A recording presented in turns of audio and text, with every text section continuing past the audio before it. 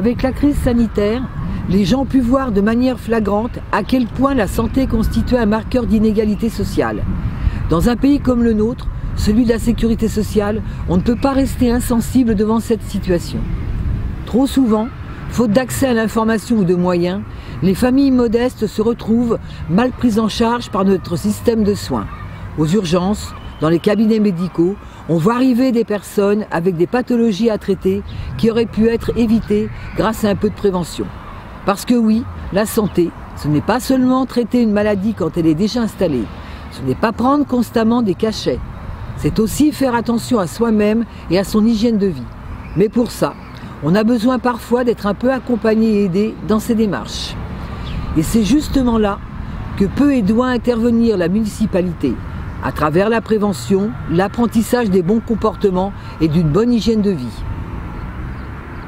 Mieux vaut prévenir que guérir.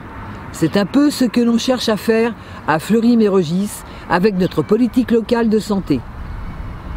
Pour la première fois, la ville va donc lancer un vaste programme d'action de prévention en matière de santé sur toute l'année, en partenariat avec les professionnels de santé du territoire.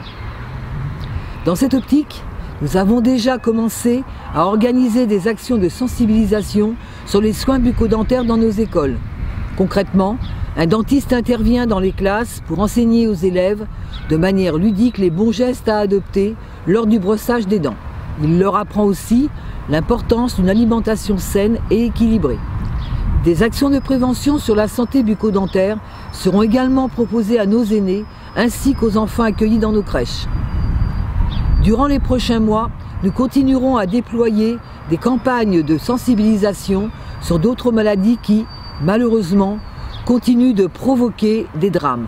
Cancer du sein, cancer du côlon et du col de l'utérus, maladies sexuellement transmissibles. Vous serez bien évidemment tenus informés dans le détail sur l'organisation de toutes les actions de prévention que nous mettrons en œuvre. Enfin, dernier point dont je voudrais vous parler, celui de la vaccination contre le Covid-19. Je sais trop bien les difficultés que rencontrent nos aînés pour pouvoir se faire vacciner. Rien que pour obtenir un rendez-vous, cela s'apparente à un vrai parcours du combattant. Alors, bien sûr, on manque de vaccins, dont acte, mais on constate aussi que les centres de vaccination ont été déployés sans prendre suffisamment en compte les inégalités territoriales en matière d'accès aux soins.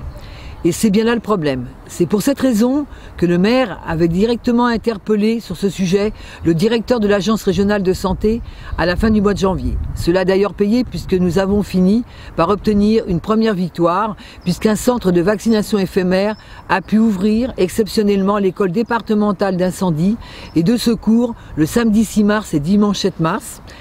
Près de 1800 doses de vaccins ont pu ainsi être injectées en l'espace d'un week-end. Un bel exploit logistique et humain à mettre au crédit des pompiers, des équipes de l'ARS et bien sûr des agents municipaux qui ont fourni des efforts colossaux pour installer ce centre de vaccination. Alors oui, ce n'est peut-être pas la vaccination de masse que l'on attendait, mais c'est déjà un bon début, le résultat d'une mobilisation que nous n'avons pas lâchée et que nous ne lâcherons pas. Parce que nous pouvons, nous devons aller plus loin.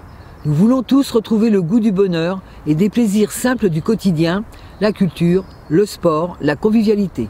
Aujourd'hui, nous le redisons à l'État, la ville de Fleury-Mérogis est prête pour déployer un centre de vaccination pérenne sur son territoire.